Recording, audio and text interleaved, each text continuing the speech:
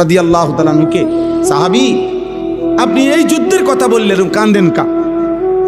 এই যুদ্ধে তো মুসলমানদের পরাজয় হয় নাই, বিজয়ী হয়েছে, আপনি কাঁদেন কেন? উনি বলছে, আল্লাহর কসম, এটাই তো সেই যুদ্ধ যেই যুদ্ধ জীবনে আমার একবার ফজরের নামাজ কাজা করে ফেলছে।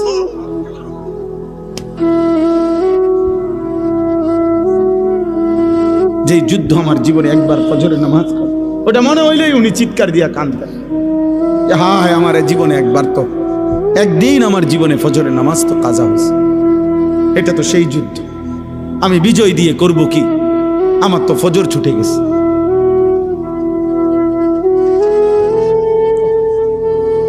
পুরা হায়াতে একদিনের একটি ফজরের নামাজ কাজা হয়েছে, ছেড়ে দেয় নাই। এর জন্য দোস্ত এই পরিমাণ কাঁদছেন যে মৃত্যু পর্যন্ত কাঁদছেন, মৃত্যু পর্যন্ত এই কথা মনে রাখছেন।